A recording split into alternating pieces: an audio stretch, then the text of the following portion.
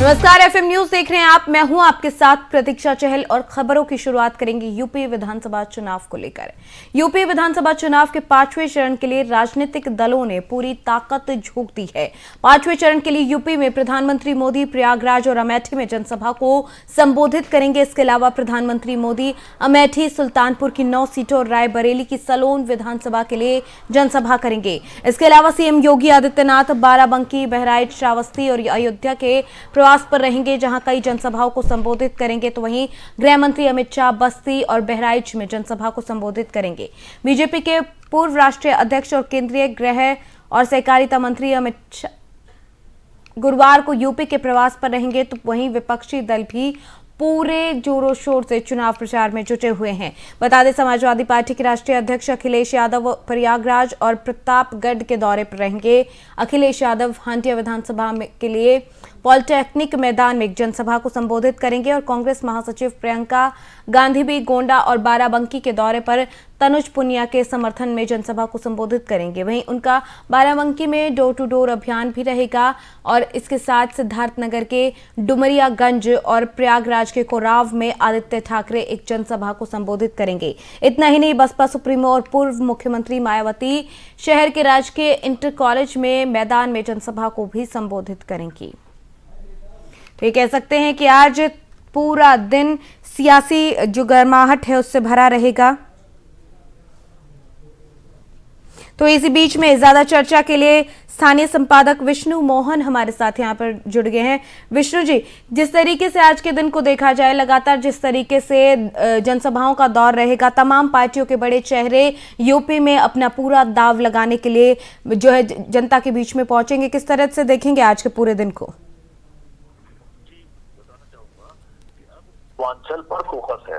पूर्वांचल के जिले बहुत अहम हैं भारतीय जनता पार्टी के लिए भी और विपक्षी दलों के लिए भी। जी, भाजपा के तमाम बड़े नेता, स्टार प्रचारक हेमा मालिनी हुई, अपर्णा यादव, सभी लोग पूर्वांचल के विभिन्न जिलों में दौरे पर हैं। केंद्रीय मंत्री एसपी सिंह बघेल कौशाम्बी में रहेंगे, अपर्णा यादव बाराबंकी में है, केंद्रीय मंत्री अनुप्रिया पटेल और निषाद पार्टी के राष्ट्रीय अध्यक्ष संजय निषाद प्रयागराज चित्रकूट में रहेंगे। हेमा मालिनी सिद्धार्थनगर और अम्बेडकर नगर में 2 सभाएं कर रही हैं। प्रियंका गांधी विपक्ष की अगर बात करें तो प्रियंका गांधी गोंडा में रहेंगी। मुख्यमंत्री योगी आदित्यनाथ खुद भी आज बाराबंकी, श्रावस्ती, अयोध्या, बहराइच के दौरों पर हैं। पूर्वांचल इस वक्त विशेष फोकस में है। कारण उसका खास ये भी समझा जा सकता है कि जहां तक बाराबंकी का सवाल है तो बाराबंकी समाजवादी पार्टी का गढ़ रहा है। बेनी प्रसाद वर्मा जो पूर्व मंत्री रहे हैं, समाजवादी पार्टी के सदस्य रहे हैं, उनके बेटे भी वहां से हैं और उसके बाकी लोग भी वहां काफी ऑर्गेनाइज कर रहे हैं। जहां तक अम्बेडकर नगर और आसपास के जिलों का मामला है, वहां पर अभी रामचल राजभर और लालजी वर्मा जो बसपा से टूट के समाजवादी पार्टी में आए हैं, इसमें खासा प्रभुत्व है उस इलाके में, तो उन सीटों के ऊपर भी खास ध्यान हो रहा है। जी, ये भी है कि इस चरण में अमेठी भी बहुत खास रहने वाला है, क्योंकि जिस तरीके से गांधी परिवार का गढ़ रहा है अमेठी, वहां पर भी पूरी ताकत कांग्रेस अपनी झोंकना चाहेगी कि किसी भी हाल में वहां पर उन्हें हार का सामना ना करना पड़े। बहुत खास ये भी रहने वाला है। बिल्कुल सही कह रहे हैं, कांग्रेस के लिए प्रतिष्ठा का सवाल है जी। वो पूरी जो राजमाइश चल रही है, वहाँ पे कांग्रेस ने काफी समय पहले से ही अपने बूथ लेवल के कार्यकर्ताओं को एक्टिव किया हुआ है। डोर टू डोर कैनवसिंग बहुत पहले से शुरू हो चुकी है और तमाम बड़े नेता भी उनके आ जा रहे हैं और कमेटी इस वक्त बहुत प्रतिष्ठा बनी हुई है जी। अगर भारतीय जनता पार्टी भी चाहती है कि जिस तरीके से पिछली बार उसकी जीत रही है, वैसे इस बार भी वो अपना परचम लहरा है। जी बिल्कुल। अगर 5वें चरण की हम बात करें, जिस तरीके से इस बार फिर एक बार से राम का मुद्दा हो, तमाम मुद्दों को फिर से, क्योंकि अयोध्या से लेकर प्रयागराज, चित्रकूट जैसे, मतलब जिस तरीके से यहाँ पर सियासी संग्राम को देखा जा रहा है, जिस तरीके से मुद्दे भी बदलने लगे हैं यहाँ पर आकर तमाम पार्टियों के, और यहाँ पर एक बार फिर बीजेपी ने राम का नाम लेना शुरू कर दिया है। बिल्कुल, भारतीय जनता पार्टी राम मुद्दे को तो लेकर पहले से चली रही है, लेकिन संत समाज को जोड़ने की पूरी तरीके से कोशिश है। ये एक आम धारणा भी है, प्रचलित भी है कि संत समाज का आम जनता और समाज पे काफी असर रहता है। उनका प्रभाव तो इस इशू को भारतीय जनता पार्टी पूरी तरीके से कैच करना चाहती है। वो कोई मौका नहीं देना चाह रही है कि उसके इस एजेंडे में कहीं से कोई कमी रह जाए। जी, बहुत शुक्रिया विष्णु जी, आप हमारे साथ यहाँ पर जुड़े और तमाम जानकारी आपने दी। लिए सभी पार्टियां अपनी ताकत झोंकने में लग गई हैं। 12 जिलों की 61 विधानसभा सीटों पर 27 फरवरी को वोटिंग होनी है। 692 उम्मीदवार जो हैं वो अपनी किस्मत आजमाने के लिए मैदान में उतरेंगे और ऐसे में कोई भी पार्टी कोई कोर कसर इस पूरे चुनावी मैदान में नहीं छोड़ना चाहती। हर कोई ऐसे यूपी के रण में जीत का दाव खेलना चाहता है, हर कोई जीत का दावा भी कर रहा है, लेकिन ऐसे में जनता जनार्दन को फैसला करना है और उसी जनता को लुभाने के लिए तमाम पार्टियों की तरफ से नेता जनता के बीच में पहुंच रहे हैं और अपनी जीत को और सुनिश्चित करने की तमाम कोशिशों में जुटे हैं।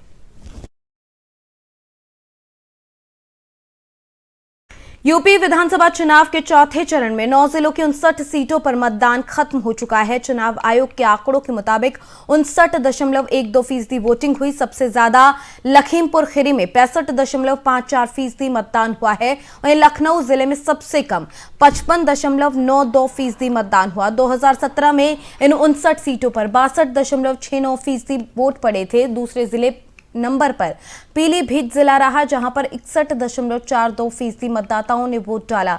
तीसरे नंबर पर रायबरेली जिला रहा, यहां पर 60.22% मतदाताओं ने शाम 5 बजे तक अपने मताधिकार का इस्तेमाल किया।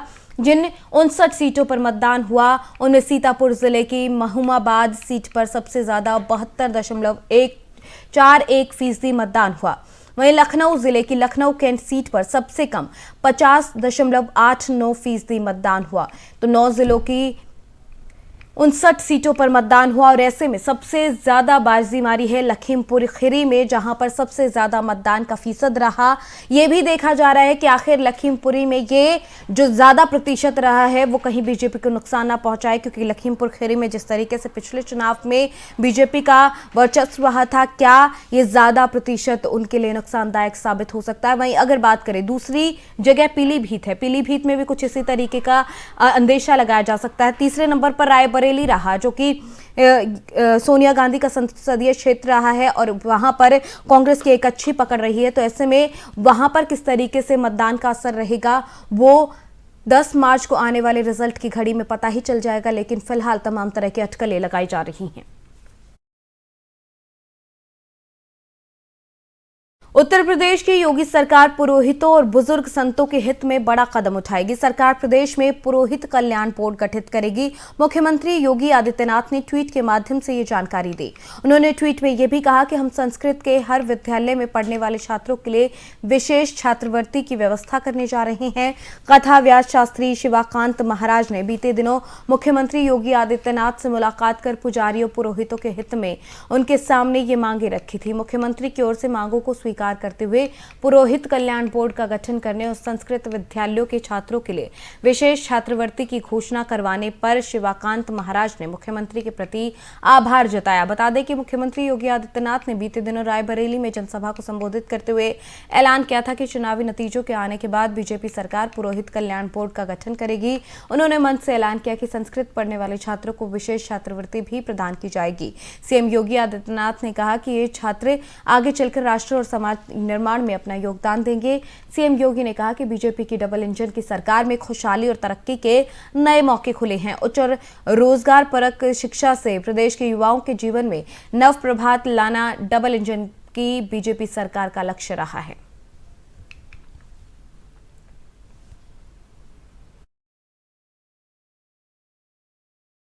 यूपी विधानसभा चुनाव के समय के साथ राजनीति भी गहराती जा रही है। अब यूपी के डिप्टी सीएम केशव प्रसाद मौर्य ने भगवान गौतम बुद्ध के अपमान का मामला उठाया है। डिप्टी सीएम केशव प्रसाद मौर्य ने एक वीडियो ट्वीट कर पूछा कि आखिर अखिलेश यादव को भगवान गौतम बुद्ध से इतनी नफरत क्यों है। वो दूसरी तरफ पीएम मोदी ने भी अपने भाषण में अखिलेश पर कटाक्ष किया और इस मसले को लेकर अपनी बात की है। आपको बता दें, उत्तर प्रदेश के डिप्टी सीएम ने 7 सेकंड का एक वीडियो ट्वीट किया और वीडियो में अखिलेश यादव मंच पर दिखाई दे रहे हैं। उन्हें भगवान गौतम बुद्ध की प्रतिमा भेंट की जा रही है और इससे वो दूर रखने का इशारा करते हुए नजर आ रहे हैं। केशव प्रसाद मौर्य ने वीडियो ट्वीट करते हुए अखिलेश यादव से पूछा कि उन्हें भगवान गौतम से इतनी नफरत क्यों है। उन्होंने ट्वीट में लिखा, अखिलेश यादव जी, भगवान गौतम बुद्ध से इतनी नफरत क्यों करते हैं? क्या ये भी नई सपा का चरित्र है? जानकारी के मुताबिक वीडियो मंगलवार का है, जब अखिलेश यादव ने कौशाम्बी के सिराथू में एक जनसभा की थी। उसी दौरान उन्होंने मंच पर पहले भगवान गौतम बुद्ध की प्रतिमा भेंट की गई थी, जिसे वो साइड में रखने की बात कहते नजर आ रही हैं। वहीं बाद में उन्हें चांदी का मुकुट भेंट किया गया, जिसे उन्होंने पहन लिया। इसी को लेकर अब बीजेपी उन पर हमलावर है।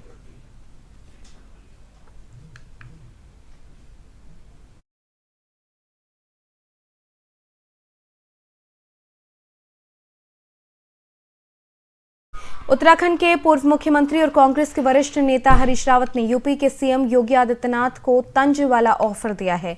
रावत ने कहा कि योगी आदित्यनाथ उनके छोटे भाई जैसे हैं, वो वापस उत्तराखंड आ जाएं तो हम उन्हें एक कुटिया दे देंगे जहां पर अध्यात्म में लीन हो सकेंगे। क्या कुछ और कहा है, सुनिए जरा। हमने उत्तराखंड से तो खदेड़ दिया है, अब जब भाग रहे हैं तो कहाँ भागते भागते जहां तक हो सकेगा उनको बाहर करेंगे। किसका आश्रम बनवा रहे हैं उत्तराखंड में? किसका आश्रम बनवाने की बात कही आपने? मैंने कहा जोगी जी को आप यहाँ से छोड़िए तो हम उत्तराखंड के अंदर उनको एक कुटिया के लिए जगह दे देंगे, बढ़िया सी जगह, और आपकी भी मुक्ति हो जाएगी। कहाँ उनके जो जोगी और भोगियों के पल्ले पड़े हो, जो है आइए कर्मवीरों के साथ आइए, कांग्रेस के साथ खड़े होइए। पंजाब गोवा और 5 राज्यों के चुनाव में क्या नतीजे रहने वाले कांग्रेस के? हम उत्तराखंड जीत रहे हैं, हम पंजाब जीत रहे हैं। दोनों राज्यों के विषय में तो मैं दावे के साथ कह सकता हूं। गोवा के समाचार जो मेरे मित्र बता रहे हैं वहां हम जीत रहे हैं। मणिपुर हम जीतेंगे, क्योंकि मणिपुर में जिस तरीके से डेमोक्रेसी को ह्यूमिलेट किया गया है, तो Manipur is bound to vote for Congress. वो लोकतंत्र के ह्यूमिलेशन का जवाब देगा मणिपुर जो है। कितनी सीटों की उम्मीद लग रही है आपको? यूपी में सीटों की कितनी उम्मीद है? कहाँ? यूपी में कुछ भी हो सकता है, और मुझे लगता है ये कुछ भी जो होगा वो कांग्रेस के पक्ष में होगा, क्योंकि लोग भोगी और योगी दोनों को देख चुके हैं, योगियों को और भोगियों को देख चुके हैं। अब उनसे वहीं जंगीपुर में बीजेपी प्रत्याशी रामनरेश कुशवाहा की सभा में हमले का मामला सामने आया है। आपको बता दें कि जंगीपुर थाना क्षेत्र के जंतीदासपुर में ये हमला हुआ। प्रत्याशी के साथ हुई हाथापाई के आरोप लगे हैं और हमले में ये आरोप सपा कार्यकर्ताओं पर लगाए गए हैं। इतना ही नहीं, कहा गया ये भी है कि सपा कार्यकर्ताओं ने महिला कार्यकर्ताओं के साथ अभद्रता भी की है। इस पूरी वारदात के बाद बीजेपी के कार्यकर्ताओं ने थाने का घेराव कर धरना शुरू कर दिया। बीजेपी के कार्यकर्ताओं के साथ केंद्रीय मंत्री संजीव बालियान भी थाने में मौजूद रहे। वहीं केंद्रीय मंत्री ने पुलिस की कार्यप्रणाली पर सवाल उठाए। चुनाव के सिलसिले में संजीव बालियान इस समय जनपद में ही मौजूद हैं।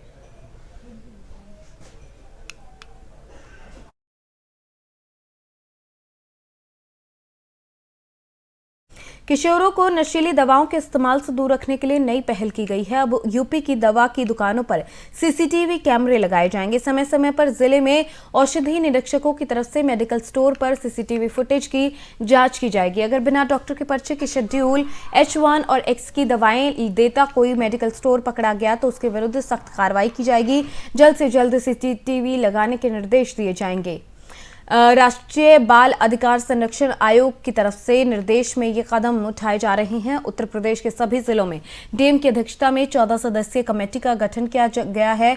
इसमें स्वास्थ्य, पुलिस, खाद्य सुरक्षा और औषधि प्रशासन, आबकारी और समाज कल्याण विभाग की तरफ से अधिकारी शामिल हैं। ये संयुक्त एक्शन कमेटी बनाई गई है। ऐसे मेडिकल स्टोर जो कि शेड्यूल H1 और X की दवाएं बेच रहे हैं, उनकी कड़ी निगरानी सीसीटीवी कैमरे की मदद से होगी। दरअसल कैंसर सहित अन्य गंभीर बीमारियों के मरीजों को दर्द से बचाने के लिए ये दवाई दी जाती हैं। उनमें मॉर्फिन होता है। नशे के लिए इसका प्रयोग किया जाता है। डॉक्टर मरीज को पर्चे पर निश्चित डोज लिखता है। वहीं मेडिकल स्टोर से बिना पर्चे के किशोर चोरी छुपे इसकी अत्यधिक मात्रा का सेवन नशे के लिए करते हैं। ऐसे में शिकंजा कसने के लिए ये कदम उठाया जा रहा है।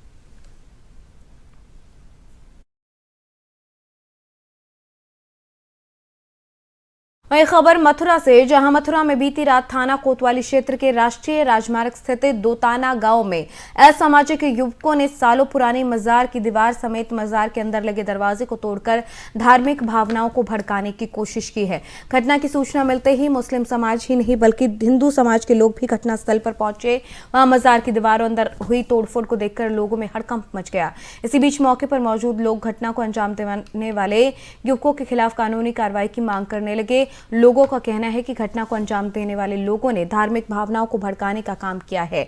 इसी दौरान मौके पर मौजूद लोगों की सूचना पर कोतवाली छाता की पुलिस और तहसील के कर्मचारी भी घटनास्थल पर पहुंच गए और घटनास्थल का मौके का मुआयना किया। वहीं घटनास्थल पर मौजूद समाज सेवी जाहिद अली लंबरदार और अन्य लोगों ने पुलिस को बताया कि असामाजिक लोगों ने मजार की दीवार को तोड़ने के साथ साथ मजार के अंदर रखी कुरान के साथ छेड़छाड़ भी की, जिनके खिलाफ सख्त कानूनी कार्रवाई करने की आवश्यकता है। घटना की जानकारी देते हुए दोताना गांव के समाजसेवी जाहिद अली नंबरदार और अन्य व्यक्ति ने कहा कि ये मजार करीब 600 साल पुरानी है, जिसके प्रति लोगों की काफी आस्था है। प्रशासन ने लोगों को समझा बुझाकर घटना को अंजाम देने वाले लोगों के खिलाफ कठोर कार्रवाई करने का भरोसा दिया। वहीं छाता कोतवाली इंस्पेक्टर अशोक कुमार ने जानकारी देते हुए बताया कि मजार के गेट को बरामद कर लिया गया है। वहीं असामाजिक तत्वों के खिलाफ एक कार्रवाई जो है FIR दर्ज कर शुरू कर दी गई है।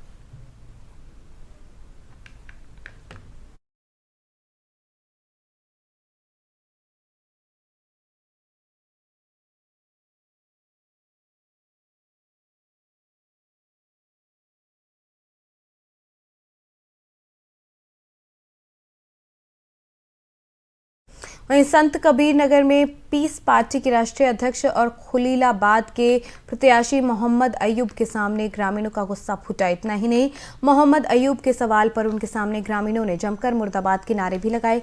बता दें कि पीस पार्टी के राष्ट्रीय अध्यक्ष और खलीलाबाद के प्रत्याशी के प्रति ग्रामीणों में आक्रोश साफ तौर पर देखने को मिला। इतना ही नहीं, अयूब के सामने ग्रामीणों का मुर्दाबाद के नारे लगाते हुए वीडियो सोशल मीडिया पर जमकर वायरल हो गया, जो कि इन दिनों काफी सुर्खियां बटोर रहा है। वायरल वीडियो में पीस पार्टी के राष्ट्रीय अध्यक्ष और खलीलाबाद से प्रत्याशी मोहम्मद अयूब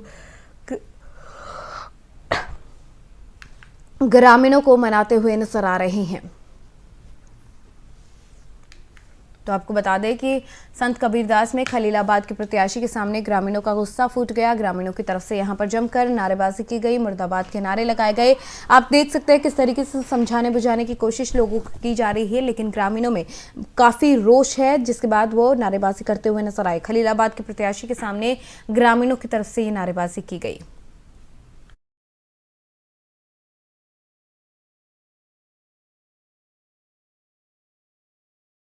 वही खबर गोरखपुर से, जहां जंगल घुसद में स्थित पैरा मेडिकल कॉलेज फर्जी को लेकर बच्चे 4 दिन से धरना दे रहे हैं।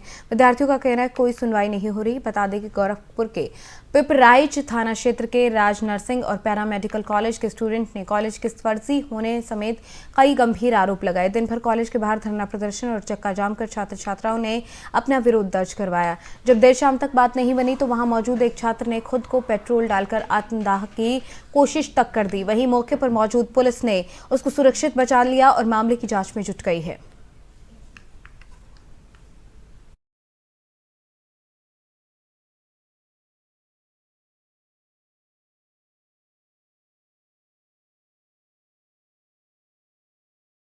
चलिए, यूपी की खबरों में फिलहाल मेरे साथ इतना ही, लेकिन देश और दुनिया की तमाम खबरों को देखने के लिए बने रहिए हमारे साथ। नमस्कार।